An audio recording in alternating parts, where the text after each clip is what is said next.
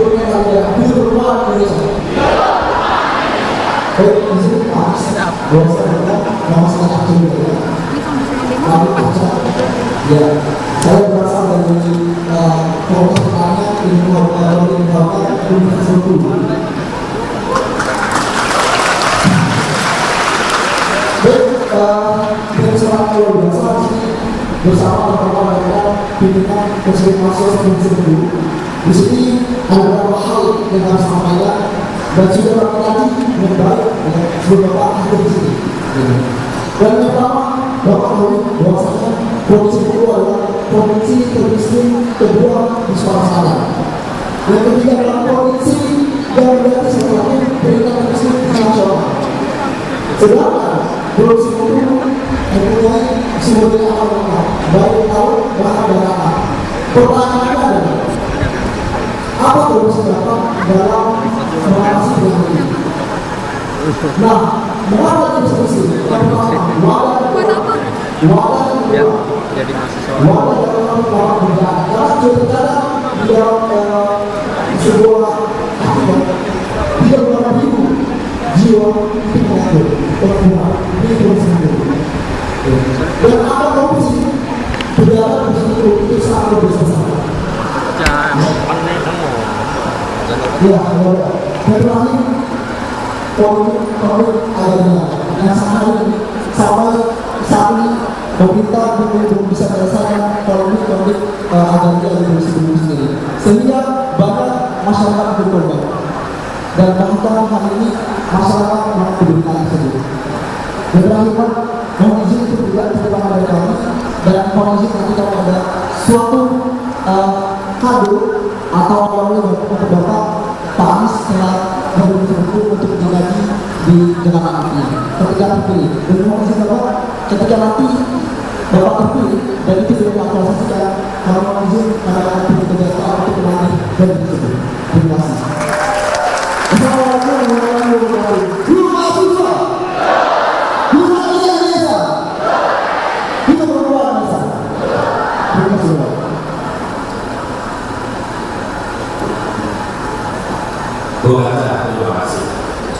Jadi kalau sudah sekarang belajar di sini, belum sepakat ini, sepakat. Saya sampaikan di dalam kami menyusun visi misi, kami menggunakan dua dimensi, dan ini setelah kami kirimkan, ternyata kami satu-satunya yang menggunakan dua dimensi. Apa dimensinya? Satu dimensi sektor. Sektor itu seperti peternakan, pertanian, pertambangan, industri, manufaktur. Itu sektor semua. Keluarga sektor. Lalu dimensi yang kedua teritorial. Sumatera apa, Kalimantan apa. Nah di Sumatera juga nanti ada Sumatera bagian selatan, Sumatera bagian utara, Kalimantan, Sulawesi. Jadi teman-teman lain, pasangan lain, visinya hanya pakai sektor, tidak ada untuk teritorial. Kenapa kami pakai teritorial? Karena kami tidak ingin menganggap Indonesia itu semuanya sama, seperti desa-desa yang ada di Jawa. Indonesia ini beda-beda, Sumatera saja beda-beda. Nah, kalau pemerintah pusat memandang kebijakan itu sama untuk semua wilayah, ya nggak akan pernah maju. Itu sebabnya kenapa Indonesia sekarang ini mengalami ketertinggalan, karena kita tidak memenuhi kebutuhan sesuai dengan apa yang ada di tingkat lokal. Jadi justru persoalan yang tadi Bung Arca sampaikan sahih, itu persoalan yang kami baca. Ketimpangan terjadi salah satunya karena tidak dirumuskan masalah di tingkat lokal, sehingga solusi yang dibawa tidak sesuai dengan kebutuhan di tingkat lokal, sehingga terjadi gap. Nah kalau itu berjalan bertahun-tahun, maka dia muncul menjadi akumulasi masalah. Akumulasi itu tercermin dalam apa? Dalam angka ketimpangan ekonomi, angka ketimpangan lapangan pekerjaan, angka ketimpangan indeks pembangunan manusia. Nah jadi Bung Arca, yang kami rencana lakukan situasi seperti ini, kami tidak ingin dan tidak berpretensi tahu semua solusi di semua tempat. pendekatan kami sejak saya bertugas di Jakarta, saya selalu melakukan pendekatan namanya kolaborasi. Oke, nih di sini ada sebuah masalah. Kami akan undang, siapa yang diundang? Yang relevan dengan masalah ini. Saya sebagai gubernur yang punya tanda tangan, tapi saya tidak mau mengatakan saya paling tahu solusinya. Justru diubah, siapa yang paling relevan dengan urusan ini? Panggil semua, duduk bersama, rumuskan apa langkah yang harus dikerjakan, apa yang pemerintah harus lakukan, kemudian nanti gubernur menetapkan lalu itu dikerjakan. Sehingga ketika dikerjakan dia sesuai dengan kebutuhan. Nah, kami melihat perencanaan pembangunan di semua wilayah di Indonesia harus dibuat perencanaan per wilayah. Makanya dalam visi misi kami 2 dimensi, bukan hanya 1 dimensi. Dengan begitu, kenapa tadi saya katanya apa sebabnya? Karena yang mengetahui sebab dan mengetahui kondisi itu yang tinggal di sini. Kita yang berada di pemerintah pusat memang pegang tanda tangannya untuk transfer fiskal, DAU, DAK. Tapi apa yang harus dikerjakan, teman-teman di sini yang tahu. Jadi kami akan lakukan polanya begitu, dan kami akan lakukan di 100 hari pertama. Di 100 hari pertama kita akan lakukan untuk daerah-daerah yang mengalami ketertinggalan, sehingga mereka yang tertinggal bisa mengejar ketertinggalannya dengan cepat. Tadi yang disampaikan Bung Refli, keadilan. Keadilan itu prinsipnya apa? Membesarkan yang kecil tanpa mengecilkan yang besar, menguatkan yang lemah tanpa melemahkan yang kuat. Jadi kami akan konsentrasi kepada yang lemah, kepada yang di bawah untuk diangkat ke atas. Lalu konflik agraria. Konflik agraria ini salah satu masalah terbesar di negeri ini, dan itu adalah salah satu agenda utama kita. Yang paling menderita adalah rakyat kebanyakan. Mereka tinggal di tanah-tanah yang kemudian oleh negara tidak diakui, yang kemudian malah diberikan pada korporasi, kemudian korporasi mengambil alih tanah-tanah rakyat. Itu tidak boleh diteruskan lagi, itu harus dikembalikan, ya. Jadi kita ingin penyelesaiannya yang adil, jangan penyelesaian yang tidak adil. Ingat, saya kemarin ditanya, hari kemarin, Pak Anies, apakah Pak Anies akan memusuhi oligarki? Lalu saya jawab, saya akan memusuhi ketidakadilan. Saya bukan memusuhi satu pihak, saya akan membela keadilan. Jadi bukan pihaknya dimusuhi, oh bahaya. Karena kita harus lakukan menegakkan keadilan. Tapi itu salah satu persoalan. Dan masalah konflik agraria ini ada 2 kelompok. Kelompok kawasan non-urban dan konflik agraria di daerah urban. Solusinya beda-beda, tapi itu salah satu agenda utama untuk kita selesaikan, ya. Oke, makasih. Oke, sedikit Pak, saya pernah mendengar bicara Bapak bahwasanya tanya ke pemimpin untuk apa yang akan dilakukan ke depannya, maka dia akan bisa menjawabnya dengan retorikanya. Maka hari ini untuk menjamin itu kami ada kajian Pak nantinya. Kami mohon izin untuk menjalankan kepada Bapak sebagai jaminan untuk kita ke depannya. Apakah ini sebenarnya diaktualisasikan atau tidaknya nantinya? Kajian. Ya. Siapa? Oke. Terima kasih. Terima kasih kepada Arjan. Nanti kalau ada pesan-pesan nanti aja setelah ini ya. Karena kita memanfaatkan teman-teman yang ingin bertanya lebih banyak ya. Nah, karena sudut sini sudah, saya ke belakang lebih dulu. Ke belakang lebih dulu. Ya.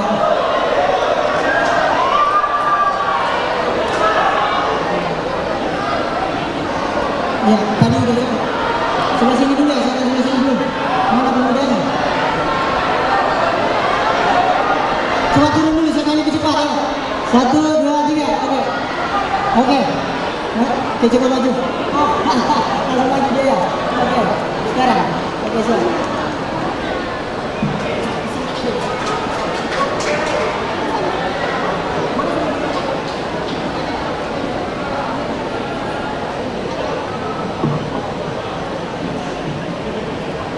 Assalamualaikum warahmatullahi wabarakatuh. Sebelumnya saya ucapkan terima kasih kepada Bapak Kamatullah Muzi memberi kesempatan kepada saya. Mic-nya berdiri gini, biar suaranya masuk. Sebelumnya saya ucapkan terima kasih kepada Bapak kepada saya untuk mengajukan pertanyaan. Terima kasih semua moderator, dia yang beri kesempatan, ya. Saya terima jadi aja, ya. Moderator yang pilih siapa yang maju ke depan, ya. Oke. Perkenalkan, nama saya Mona Lisa. Saya dari Fakultas Ekonomi dan Bisnis, Prodi Manajemen. Mona.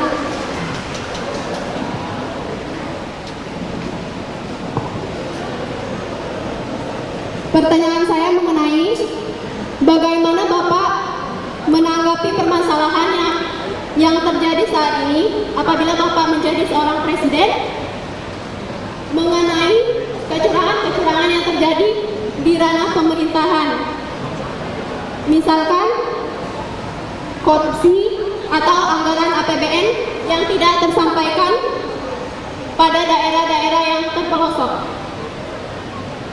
Sekian dan terima kasih.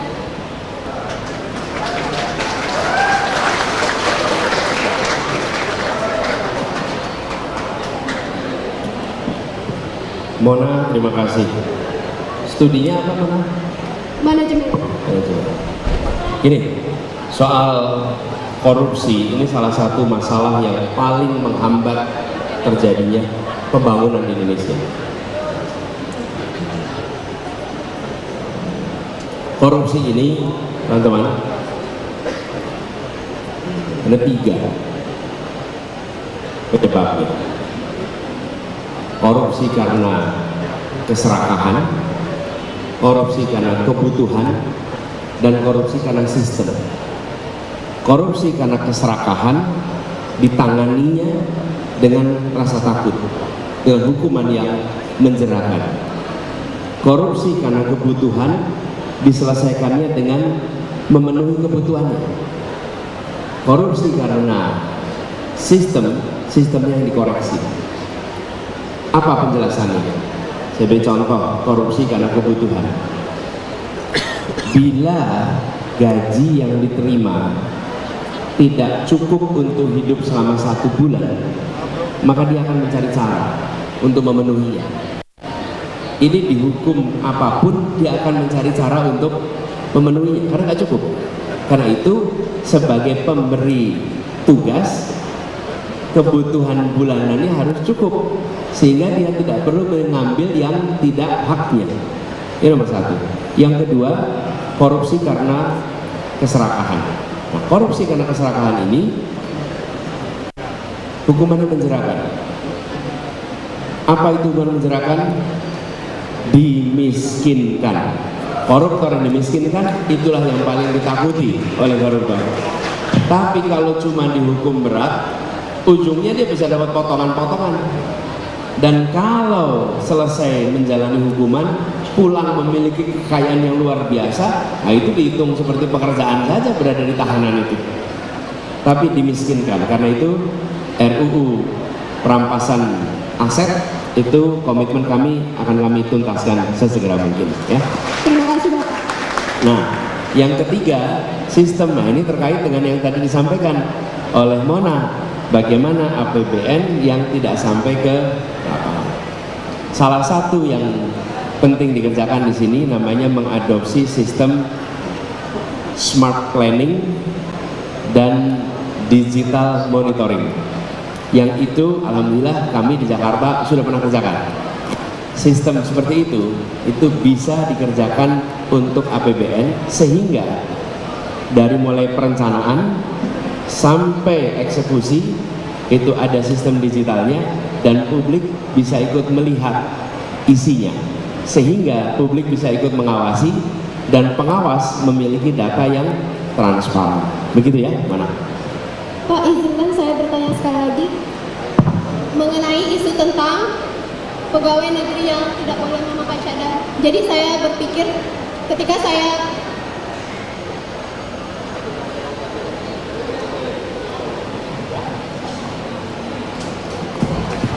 Terima kasih, berikan tepuk tangan untuk Indonesia.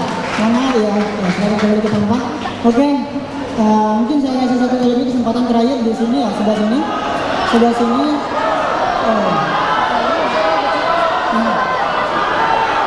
Oke. Yang paling belakang boleh? Yang paling belakang boleh? udah dipilih, silakan percepat.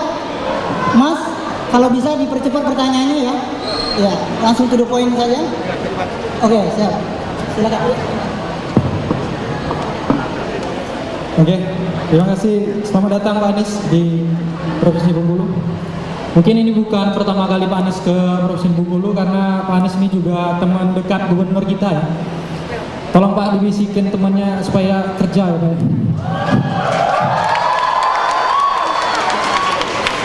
Langsung aja Pak ya. Bapak calon presiden. Namanya siapa? Saya harus memperkenalkan dulu. Nama saya Ari Migara Pak. Ari Migara. Ari. Ya. Boleh langsung nanya Pak. Bapak calon presiden yang mengusung secara terang-terangan membawa isu perubahan. Ada satu program dari Pak Jokowi, saya sebut saja namanya, tentang IKN. Bapak secara tegas, jika Bapak terpilih, ibu kota bakal tetap di Jakarta dan IKN Bapak tidak lanjutkan. Menurut saya itu tidak selaras dengan isu yang Bapak bawa tentang perubahan. IKN menurut saya adalah gerakan perubahan dan ide tentang perubahan. Memindahkan ibu kota adalah suatu perubahan menurut saya. Karena kita mengimpikan kalau di Amerika Serikat ada Washington DC, ada New York sebagai pusat ekonomi, di Australia dan negara-negara maju, selalu ada ibu kotanya dan ada satu kota yang fokus terhadap ekonomi. Dan Indonesia di bawah kepemimpinan Jokowi ingin melakukan hal yang sama dengan memindahkan ibu kota ke Kalimantan. Tapi Bapak tidak ingin melanjutkan dan tetap ibu kota kita di Jakarta. Menurut saya itu selaras dengan isu yang Bapak bawa tentang perubahan. Mungkin itu saja Bapak, bisa ditanggapi, nanti saya juga bisa menanggapi. Terima kasih.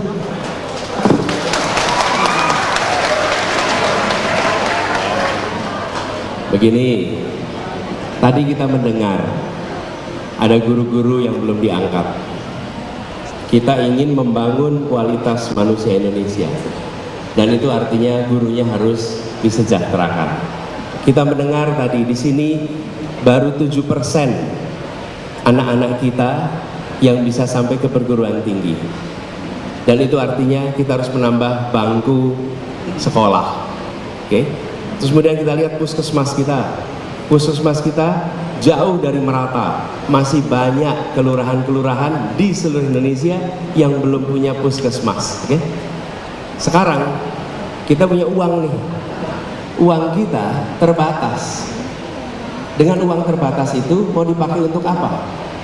Untuk anak-anak kita bisa bersekolah sampai selesai, untuk membangun puskesmas di semua kelurahan, untuk mengangkat guru-guru yang selama ini hanya honorer, atau mau dipakai untuk membangun istana yang dinikmati oleh aparat negara.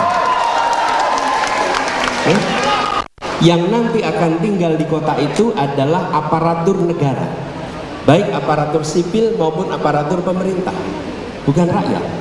Pertanyaannya, kita uangnya lagi berlebih atau uangnya lagi kurang? Kalau uang kita itu berlebih, maka kita bisa taruh pada hal-hal yang bukan primer. Kita ini yang primernya saja belum selesai. Lihat stunting. Kenapa? Kita tidak mengalokasikan anggaran yang cukup untuk gizi bagi ibu hamil. Kita tidak mengalokasikan anggaran yang cukup bagi anak-anak usia prasekolah. Padahal itu menentukan gizi ke depan. Jadi bukan soal IKN tidak setuju. Hari ini kita memiliki kebutuhan yang urgen. Saya pernah ketemu seorang ibu, usianya 80 lebih. Dia menceritakan bahasa ibu. Ya, Bung Ari unik nih, dia katakan gini, Pak Anies, saya di rumah masih punya tanggungan. Anak-anak saya masih harus kuliah. Anak-anak saya punya motor, yang motornya saya masih pada kredit. Kebutuhan rumah saya masih ngepres. Saya tidak punya tabungan. Malah saya sekarang ini statusnya ngutang. Jadi rumah kami itu punya utang untuk rumah, punya kredit, anak-anak masih sekolah. Kemudian ada yang bilang, Bu, bikin rumah baru yuk di sana, mau nggak? Saya bilang, loh, Bagaimana saya menjelaskan saya beli rumah baru, bikin rumah baru, ketika rumah saya yang sekarang saja saya masih ngutang dan masih ada urusan yang belum saya selesaikan? Dia tidak ngomong IKN, dia memberikan analogi. Jadi bukan soal pindah ibu kota yang harus ditentang, tetapi apakah hari ini urusan mendasar kita sudah diselesaikan? Dan bila ada alokasi anggaran 400 triliun ke sana, bayangkan kalau 400 triliun itu untuk rumah sakit, harus untuk guru honorer, untuk bangun sekolah, untuk uang kuliah bisa lebih murah karena dialokasikan subsidi lebih banyak perguruan tinggi. Apa yang terjadi? Rakyat banyak merasakannya, bukan hanya aparatur pemerintah. Jadi kita mau yang simbolik atau yang substantif? Ini simbolik ya, tapi yang substansinya belum selesai. Menurut saya bereskan dulu yang mendasar, sesudah itu baru kita bicara yang lebih simbolik.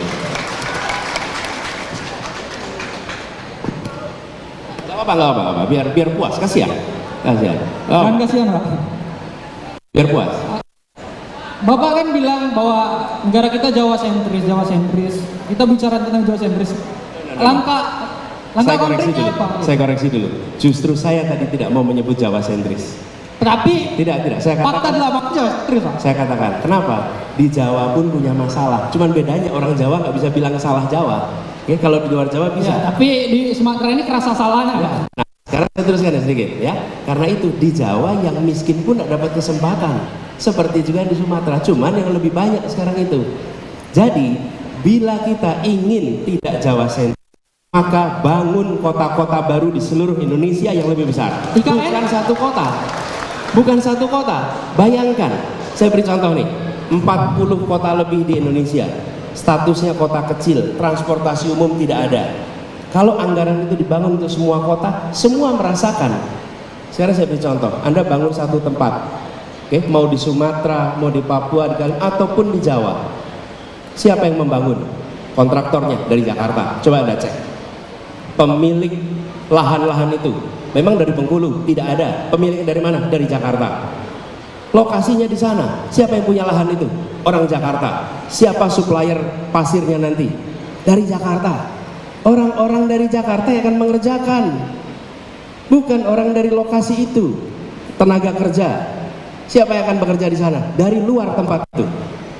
Yang dibutuhkan bukan kota saja, yang dibutuhkan di Kalimantan justru jalan antar kota yang baik, rel kereta api antar kota yang baik, fasilitas air minum di kota-kota di seluruh Kalimantan. Itu yang dibutuhkan, bukan satu titik maju berkembang yang timpang dengan daerah lain yang ada di tempat itu. Nah, gedung-gedung yang sudah dibangun sekarang, ketika Bapak nanti insya Allah jadi presiden, dapat amanah jadi presiden, bagaimana gedung-gedung yang sudah dibangun itu? Gedung-gedung itu akan dipakai oleh siapa? Oleh pejabat. Pejabat. Kenapa uang kita besar-besaran dibuang untuk pejabat? Kita lagi butuh uang kita dipakai oleh rakyat. Terus mau diapakan gedung-gedung itu, Pak? Bukan. Kalau gedung itu dibangun untuk rakyat kecil, kita setuju. Tapi gedung sekarang ya, kita bilang sama guru honorer, kami tidak punya uang cukup untuk mengangkat Anda. Di saat yang sama kita membangun sebuah istana yang megah. Bagaimana Anda menjelaskan kepada rakyat? Tapi bagaimana mekanisme Bapak untuk tidak melanjutkan IKN? Sedangkan ya, pemerintah sekarang kan sudah menempatkan fondasi-fondasi hukumnya untuk presiden selanjutnya meneruskan. Mekanisme Bapak untuk membatalkan IKN itu gimana? Nah, jadi Anda sudah paham kan bahwa itu tidak prioritas, sudah itu tidak prioritas. Iya. Caranya gimana? Enggak, saya kasih kesempatan supaya tuntas ya. Itu tidak dikasih, itu tidak bisa dilanjut, bukan dilanjutkan. Itu ada tidak prioritas. Maka yang dikerjakan apa? Anggaran yang ada dipakai untuk yang prioritas. Yang ini bisa dikerjakan pada waktunya. Ketika kebutuhan dasar kita sudah terpenuhi. Tapi kalau kebutuhan dasar kita belum terpenuhi, yang dasar aja nih. Bagaimana Anda menjelaskan pada guru-guru itu? Bagaimana Anda menjelaskan pada daerah-daerah yang belum punya puskesmas? Ketika pada saat mereka tidak punya anggaran, kita justru membangun sebuah bangunan besar untuk para penyelenggara negara, bukan rakyat. Itu sama seperti begini kira-kira ya. di Bengkulu, sekolahnya masih pada rusak, belum direnovasi, sekolahnya kurang, lalu dinas pendidikannya membangun gedung baru untuk pejabat di dinas pendidikan. Oke, apa yang terjadi? Gak adil. Menurut kami, prioritaskan rakyat kebanyakan, baru fasilitas untuk penyelenggara negara. Cukup, saya rasa di situ. Terima kasih. Terima kasih Bapak atas jawabannya, diskusinya lebih tepatnya. Saya mengimpikan bahwa 3 calon presiden juga bisa tampil seperti Pak Anies, bawa soal gagasan, bukan hanya sekedar jilat-jilatan saja di panggung formal. Terima kasih Pak.